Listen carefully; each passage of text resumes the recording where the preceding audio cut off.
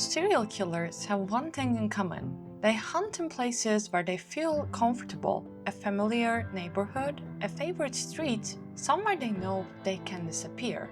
Richard Ramirez didn't care. He broke into homes across Southern California with no clear pattern, attacking people of every age, every background, and every lifestyle.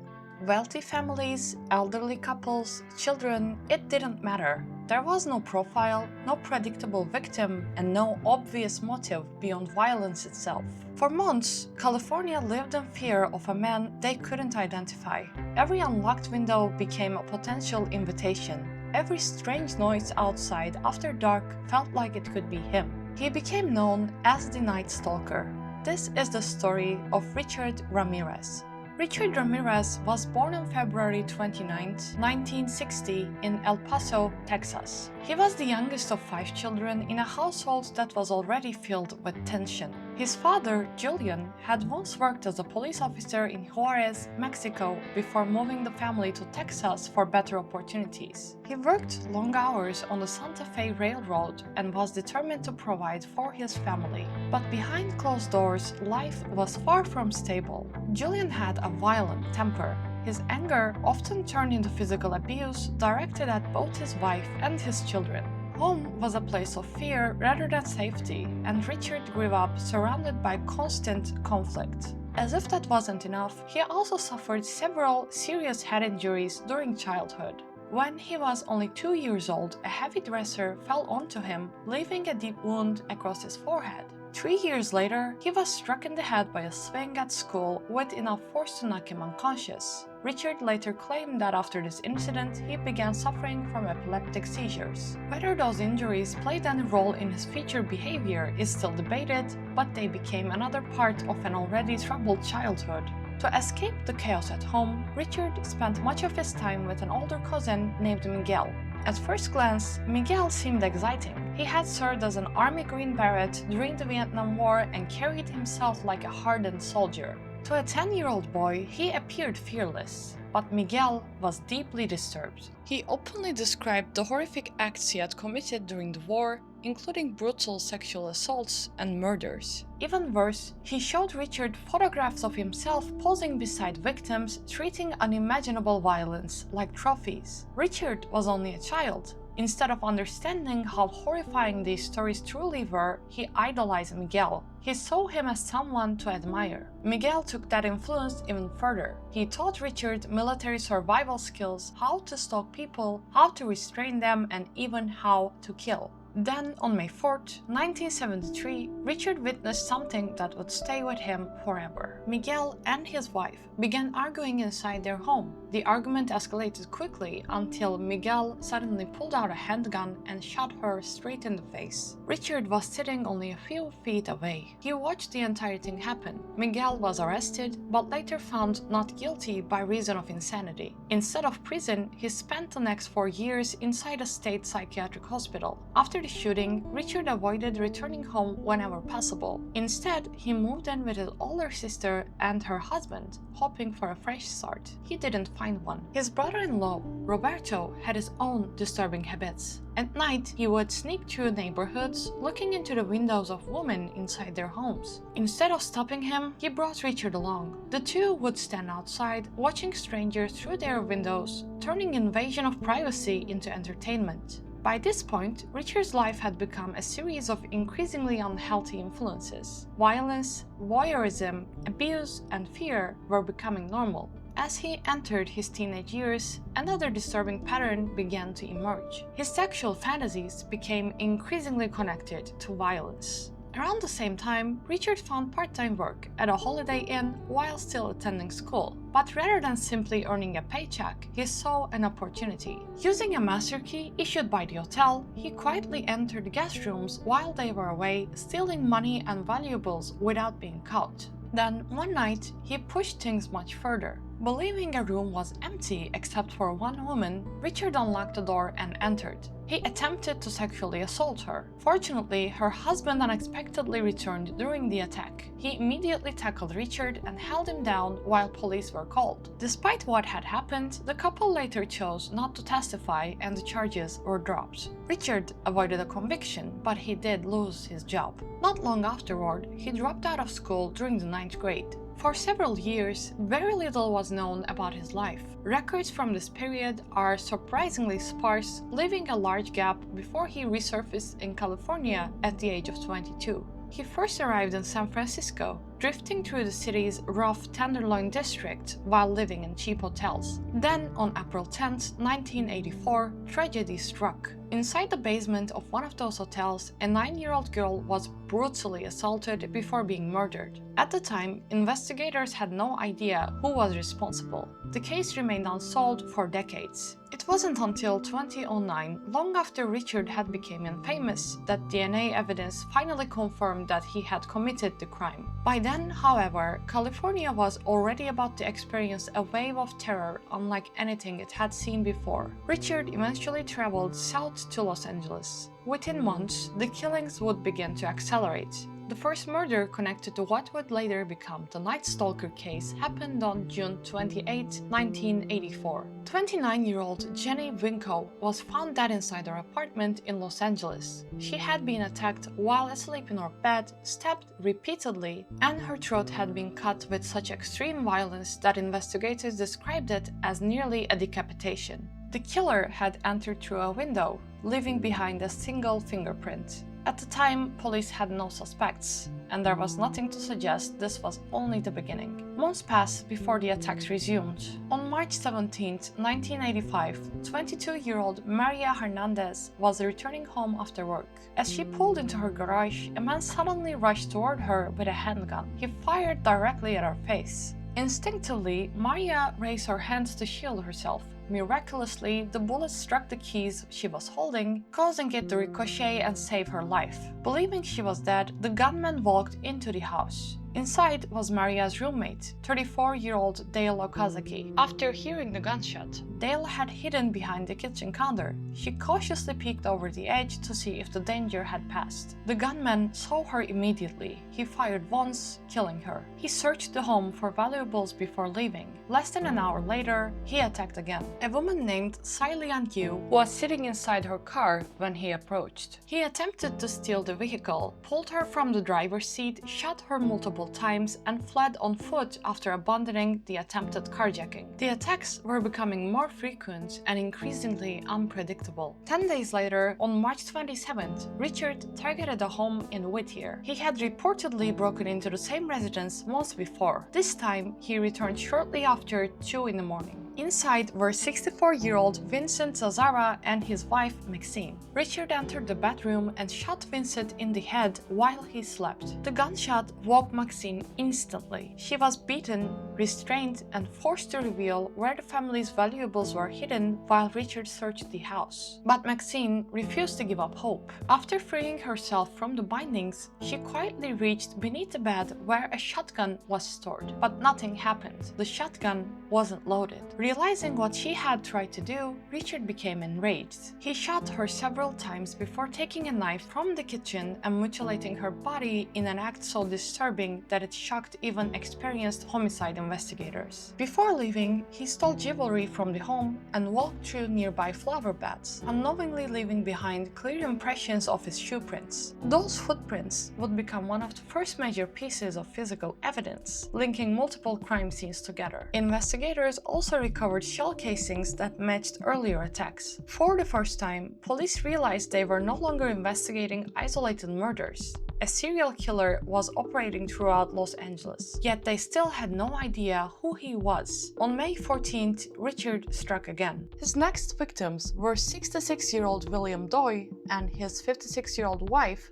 Lillian, who was disabled. William confronted the intruder and attempted to reach for a handgun kept nearby. Richard fired before he could defend himself. A bullet struck William in the face. While William lay critically injured, Richard searched the home before entering Lillian's bedroom. He restrained her, sexually assaulted her, and stole whatever valuables he could find before fleeing. William later died from his injuries. Just over 2 weeks later, on May 29th, Richard stole a Mercedes-Benz and drove to the home of two elderly sisters, 83-year-old Mabel Bell and 81-year-old Florence Lang. He entered through the back of the house and armed himself with a hammer he found in the kitchen. Florence was attacked first. Moments later, Mabel was restrained and beaten as well. Richard then used electrical cords to shock both women before sexually assaulting Florence. Before leaving, he used lipstick to draw a pentagram on Mabel's thigh and another on a bedroom wall. It was one of the first clear signs of his obsession with satanic imagery. Remarkably, both women survived the attack and were discovered 2 days later. Their testimony became invaluable to investigators, but Richard was already searching for another victim. On July 2nd, he stole yet another vehicle and randomly selected the home of 75-year-old Mary Cannon. He quietly entered during the night and found her asleep. Using a heavy lamp, he beat her until she lost consciousness before searching the house for valuables. Mary later died from her injuries.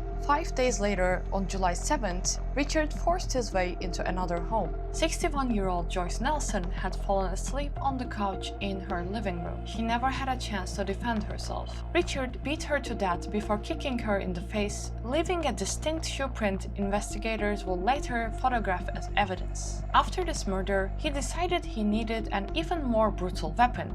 He purchased a machete. It wouldn't take long before he used it. On July 20th, he entered the home of Max and Lila Niding. The elderly couple was asleep when he burst into their bedroom carrying the machete. He attacked both victims with repeated blows before firing additional shots into their heads to ensure they were dead. Afterwards, he calmly searched the home for valuables and disappeared into the night. Shockingly, the violence didn't end there. Only hours later, around 4 o'clock in the same morning, Richard broke into another house. He immediately shot the husband, killing him where he lay. His wife was restrained and sexually assaulted while the home was ransacked. Then, the couple's 8-year-old son walked into the bedroom after hearing the commotion. Instead of killing him, Richard tied the boy's hands and dragged him through the house, demanding he reveal where money and valuables were hidden. Throughout the ordeal, Richard repeatedly ordered the child to swear allegiance to Satan and insisted he promised he wasn't hiding anything. Before leaving, Richard abandoned the boy inside the house. The child managed to free himself and run to a neighbor's home for help. By now, panic was spreading across Southern California. There seemed to be no pattern. Young or old, rich or poor, married couples, elderly widows, children, it made no difference. Anyone could become the next victim. Then, on August 8, Richard struck once again. This time, he targeted 27-year-old Sakina Abouat and her husband Elias. He entered their home shortly after 2:30 in the morning. Without warning, he shot Elias to death in bed. He then handcuffed Sakina and forced her to reveal where the family's jewelry was hidden. During the assault, Richard repeatedly demanded that she swear on Satan that she would not scream. After stealing whatever he wanted, he disappeared once again. The investigation was becoming increasingly desperate. Detectives now knew they were hunting one of the most dangerous offenders California had ever seen. But despite linking the crimes together through ballistics, fingerprints, shoe prints, and surviving witnesses, they still didn't know his name. Behind the scenes, detectives from multiple jurisdictions were quietly working together, comparing evidence from dozens of crime scenes. They intentionally kept many details away from the public, hoping to catch the killer before he realized just how much they already knew. That strategy didn't last. Eventually, the law enforcement had a televised press conference to warn residents about the growing danger. For the first time, the public heard the nickname that would define the case: the Night Stalker. People were urged to lock their doors, secure their windows, and remain alert. The message was clear: no one was safe. While the announcement certainly raised public awareness, many detectives were furious. They believed the killer would almost certainly be watching. And they were right. Richard saw the broadcast. During the press conference, investigators revealed several pieces of evidence, including details about the distinctive athletic shoes that had left footprints outside one of the murder scenes. Richard immediately understood the danger. He drove north to San Francisco, stopped at the Golden Gate Bridge, and threw the shoes into the water, hoping to destroy one of the strongest links connecting him to the murders. He remained in the San Francisco area for several days before making a decision that would seal his fate. He returned to Southern California. On August 24, 1985, Richard began stalking another neighborhood. Inside one home was 13-year-old James Romero, who happened to be awake late at night. By this point, news of the Night Stalker had spread across California, and many families were sleeping with lights on, weapons nearby, and windows locked. When James heard footsteps outside, he immediately feared the worst. He woke his parents, and together they began shouting loudly to let whoever was outside know the family was awake. Richard abandoned the attempt and rushed back to a stolen car, but James noticed something incredibly important. Before the vehicle disappeared, he wrote down its color, make, model, and several characters from the license plate. Those observations were immediately given to the police, and days later, investigators located the stolen vehicle. Richard was extremely careful about wiping fingerprints from the cars he stole, but this time, he made one small mistake. A single fingerprint remained on the rear-view mirror. That one print changed everything. Investigators quickly matched it to an existing criminal record. For the first time, they had a name: Richard Ramirez, a 25-year-old drifter from Texas with previous arrests for theft, drugs, and traffic offenses. They wasted no time. His mugshot was released across television stations and newspapers throughout California. During another press conference, investigators addressed him directly. They essentially told him, "We know who you are. Soon everyone else will too. There will be nowhere left for you to hide." Richard panicked. On August 30th, he boarded a bus to Tucson, Arizona, where one of his brothers lived. Curiously, he never actually visited him. Instead, Richard got back on another bus and returned to Los Angeles. By the time he arrived on August 31st, his face was everywhere. As he stepped off the bus, he glanced toward a newspaper stand. Every front page carried his photograph. Richard took off running. In desperation, he attempted to steal several vehicles. His first carjacking failed after bystanders intervened. He sprinted across neighborhoods, jumping fences and trying again. Then he made one final mistake. He ran into a neighborhood where residents recognized him from the news. A group of local men chased him down before he could escape. One struck Richard in the head with a metal bar, knocking him to the ground. The crowd surrounded him. Instead of letting him disappear once again, they held him there until police officers arrived. After months of terror, the Night Stalker had finally been captured, not by detectives during a dramatic raid, but by ordinary citizens who refused to let him get away. Richard was arrested and taken into custody. Even then, his behavior remained unsettling. At one of his first court appearances, he displayed a pentagram he carved into his own hand before raising it towards photographers and shouting, "Hail Satan." This spectacle only fueled public fascination with the case. The trial itself became one of the longest and most expensive criminal proceedings in California at the time. At one point, jail staff reported overhearing Richard bragging about smuggling a gun into court and killing the prosecutor. Metal detectors and additional security measures were installed quickly. Then another shocking event unfolded. One of the jurors failed to appear in court. Later that day, she was found dead after being shot inside her apartment. The remaining jurors feared the worst. Many believed Richard had somehow arranged the killing from behind the bars. Investigators later determined that the murder had no connection to him. The juror had actually been killed by her boyfriend in an unrelated domestic homicide. Despite that revelation, fear continued to hang over the courtroom. Meanwhile, something else was happening that many people found difficult to understand. Richard developed a large following of admirers. Despite overwhelming evidence against him, hundreds of women wrote him letters in prison, convinced he was misunderstood or even innocent. Some attended court every day simply to catch a glimpse of him. Others openly declared their love. Among them was a magazine editor named Doreen Leoy. Over the years, he wrote Richard dozens of letters, eventually developing a relationship with him while he remained on death row. Another strange chapter involved a replacement juror named Cindy Hayden. She reportedly became fascinated with Richard during the trial and later admitted she believed he had received inadequate legal representation. Richard himself believed her presence on the jury might lead to a deadlocked verdict. Despite that, on September 20, 1989, Richard was found guilty. The jury convicted him of 13 murders, 5 attempted murders, 11 sexual assaults, and 14 burglaries. Several weeks later, he was sentenced to death.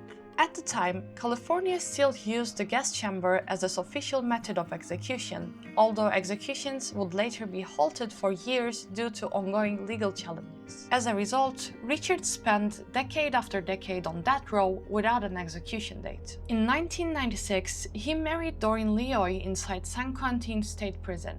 Years later, however, the relationship came to an end. After DNA evidence conclusively linked Richard to the 1984 murder of the 9-year-old girl in San Francisco, Doreen reportedly cut off contact with him completely. Richard Ramirez never left prison. In 2013, after spending more than 23 years on death row, he died from complications related to B-cell lymphoma combined with chronic hepatitis C and other underlying health problems. He was 53 years old. Today, he remains one of America's most infamous serial killers. Many artifacts connecting to his case, including letters sent by admirers and personal correspondence, are displayed at the Museum of Death in Los Angeles, serving as unsettling reminders of the public obsession that surrounded him. But beyond the headlines, the nicknames, and the media attention, it's important to remember what this case was really about. Behind every crime scene was a family that lost someone they loved. Children lost parents, parents lost children. Survivors carried unimaginable trauma for the rest of their lives. For months, an entire region lived with the fear that every strange noise outside after midnight could be the beginning of another nightmare. Richard Ramirez wanted to be remembered, and history certainly remembers his name. But far more importantly, it remembers the innocent people whose lives he stole. I would love to hear your thoughts below. I appreciate you guys so much for tuning in. Please subscribe if you enjoyed this video, and I'll see you in the next one.